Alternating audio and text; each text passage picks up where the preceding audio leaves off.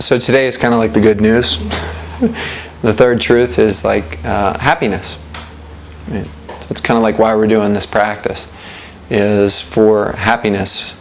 So just kind of go back just a little bit. So the first truth is about identification.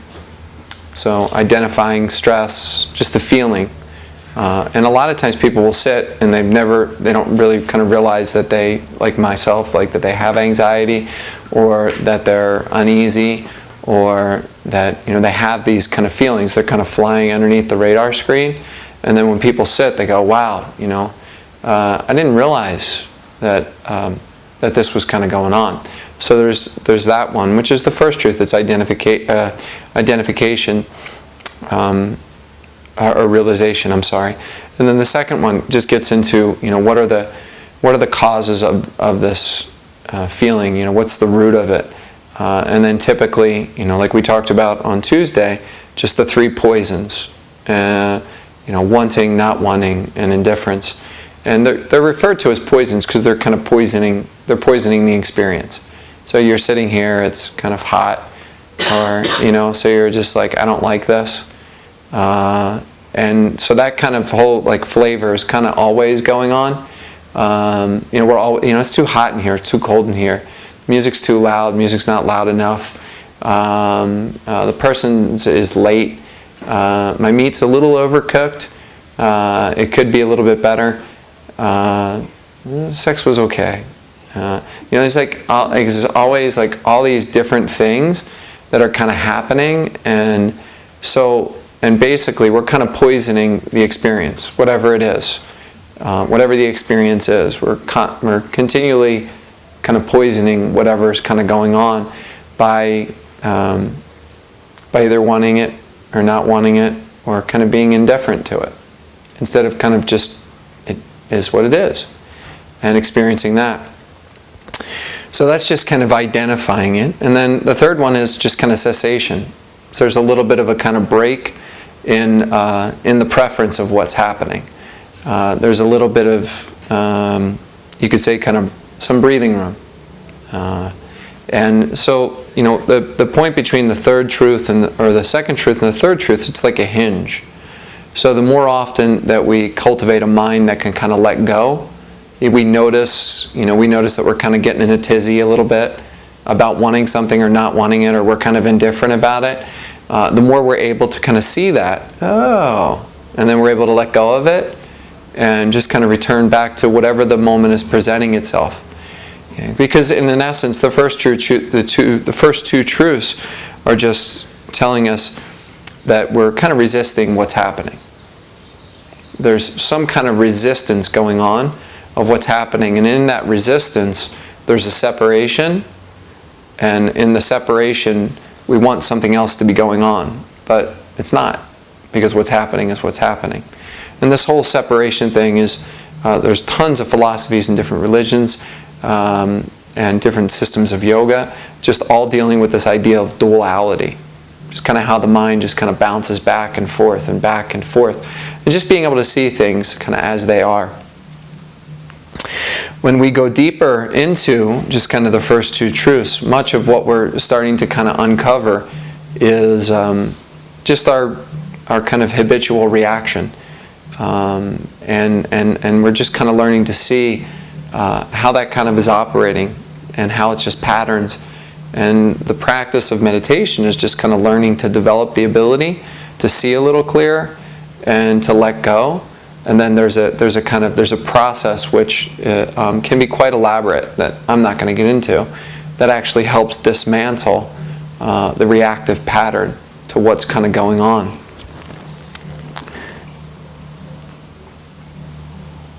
But this whole idea of kind of not stopping seeing ourselves as a separate entity, so I just figured I'd kind of give maybe a couple examples just recently where in my life, we're always, because of running a business, we're always kind of dealing with different kinds of issues that come up. And just in the last couple weeks, I've had like kind of 3 different issues with 3 different people that work within our organization. And so right away, as soon as you address a behavioral thing, there typically is a pretty strong reaction. And all of us kind of go through this, and that strong reaction is rooted in I.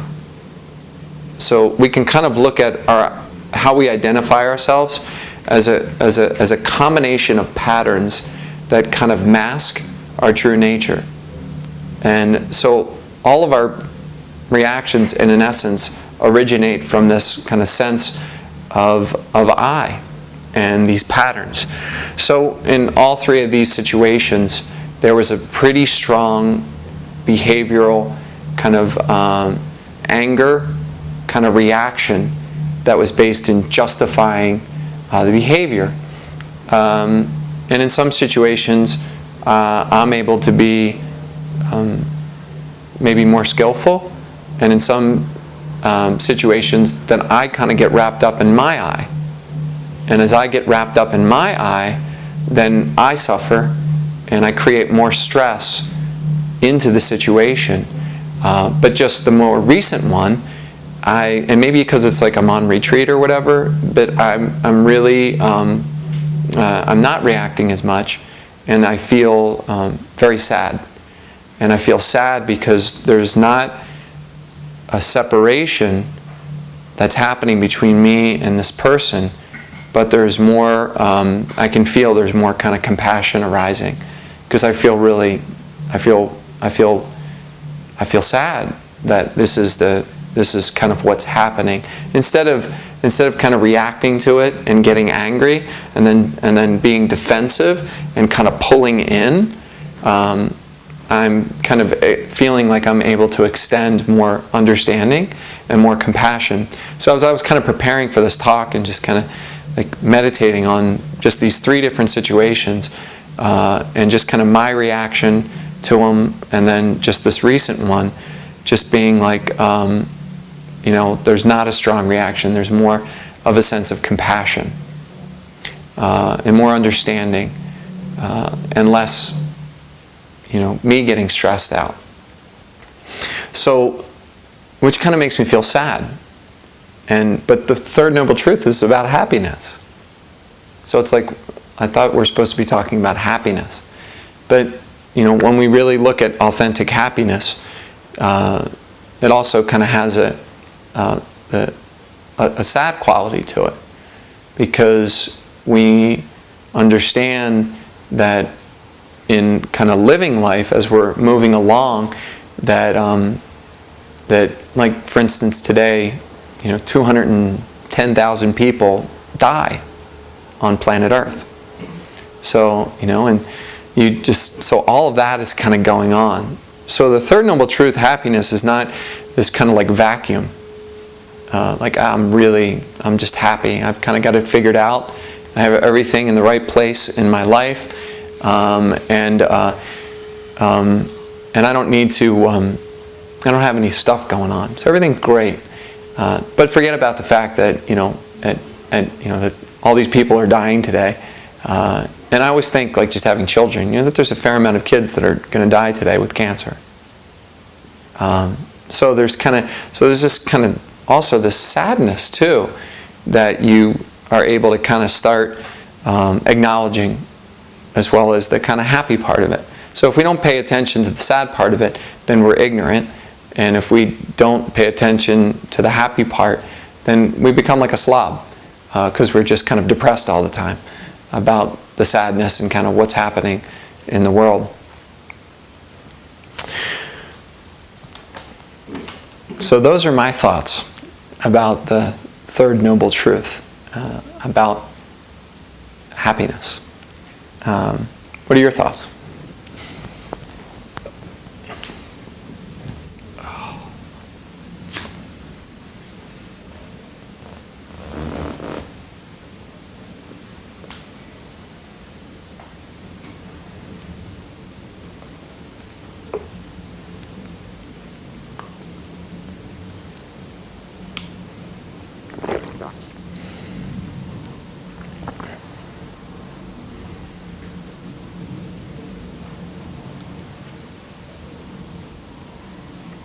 I agree with the sadness being part of that, because I think the more you had experience and things that are very sad, they enable you to be happier and happier times. Lar? Yeah, I think your ability to be happy is in proportion to your ability to experience your pain and suffering. So that when a time comes around that even if you're feeling pain and suffering, you can still see that there is some joy and sadness in that moment too.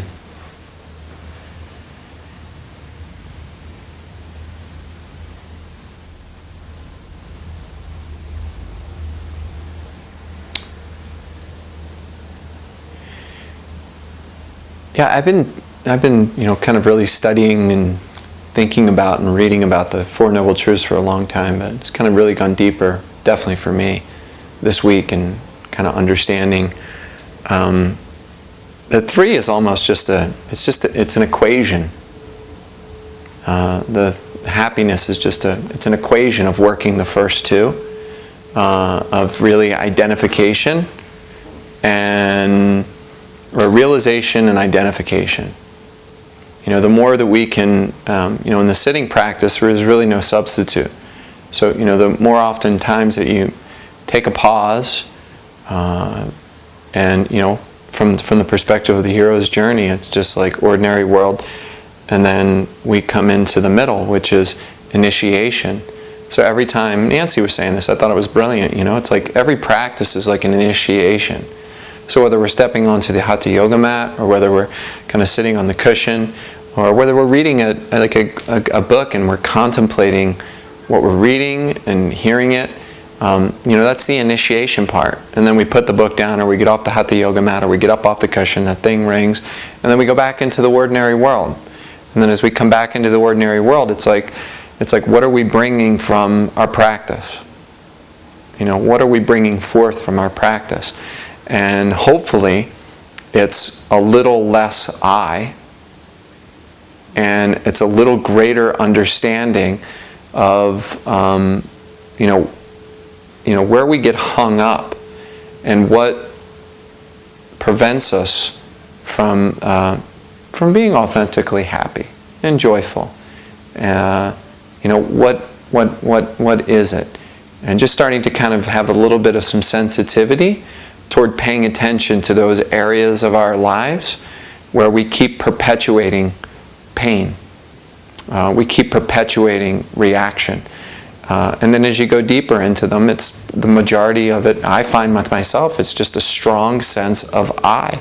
It's a strong sense of Johnny and what Johnny wants and what Johnny doesn't want and what Johnny doesn't understand is where the majority of my pain that I create in my life and the life of people around me kind of comes from. So, the practice, whether it's, again, reading and contemplating, whether it's Hatha Yoga, or whether it's sitting in meditation, it's really a process of kind of kicking the tires on this kind of Johnny thing. And trying to take myself less serious, and to take this practice more serious. Joe? You and I talked earlier, and we talked about compassion and understanding. And we all want to be happy for the most part. We're talking about the I part. And the nice thing about compassion is you need to be compassionate to others and yourself. So when you're thinking about yourself, the I, you're not really being compassionate to yourself, because then you get frustrated, you get jealous, you get angry. That's not a compassion. That's more, like you said, the I, what about me? So I think if we're all seeking happiness, we have to understand what happiness is. It's basically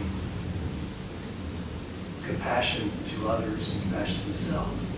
And if we just follow those guidelines, we won't get frustrated or angry. We'll take the pause or the separation and just enjoy where we are. You want to sit up here? Yeah. So why don't we do this? Why don't we kind of match up and point who you were with, Nance. Yeah. So why don't we stay with the same group? Because I kind of look at the Buddha a lot of times like he was just a therapist. He was a great therapist, a healer. So I'm kind of like, I'm a little addicted to Diana right now because she's kind of like my therapist. As I'm sure you guys are. And I think what you two can do, which would definitely be a more advanced practice, I've done this before, is you could both sit with each other and not talk. And just face each other. And if you can hold eye contact for 5 or 10 minutes for the time, it'll be pretty powerful. A lot of what you've been doing as listening is you're really learning, in essence, to dismantle this thing, this kind of I thing. And that's what you're learning by doing a dyad, by listening to somebody without judging what they're saying, without trying to think what you can respond with, but by just listening to them. And you'll notice that the more you do this practice, the more you'll start noticing moments in your life where your response is enormously appropriate to somebody, and it doesn't necessarily come from you thinking, it just comes from within you. And that's kind of like a little bit of like insight, or as you're just kind of being present, and all of a sudden you say something to somebody, and like one of those moments in your life when you're consoling a friend or something like that, or somebody that's in pain, and you're just listening intently and you're not trying to think about what you're going to say, and then all of a sudden they stop and they're crying and they're upset, and then you sit there and you just spit out this wisdom, and then afterwards you're kind of driving in your car and you say, where the hell did that come from? Right? Does everybody kind of remember those moments? Yeah, and those moments come from your true nature. Right? They come from your ability to listen. So these dyads are huge. And most people, once they get done doing like a week of dyads or a bunch of dyads, they just say, hey, I'm like listening to this person in my life more, and it's really making a difference. Really is making a difference. Good? You guys okay? You guys do that? It's a pretty intense practice. It's a tantra. Not a tantra practice, but like I did it when I was on a silent retreat, but I had to do it with 15 other people. So I had to sit in front of everybody for 5 minutes each person. So after an hour of staring, it was like, yeah, it was powerful. Did you do it with me? Yeah, we did it, didn't we? Yeah. Okay, you guys ready? So kind of partner up with your same therapist, your same Buddha, right? And if whoever was with Nancy and whoever was with Michael, you all got to get together. There you go. Is what makes you happy?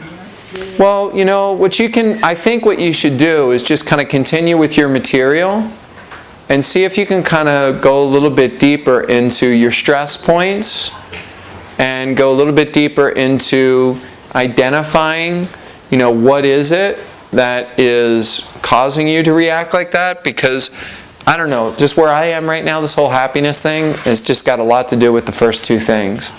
But if it kind of dips into something that makes you happy, or you're like, I'm just not painting anymore, and I used to paint, and paint used to bring so much joy, or I used to walk my dog all the time, and now I don't walk my dog anymore, and so if it kind of gets into the third part, then just kind of roll with it and go with it. Okay? All right.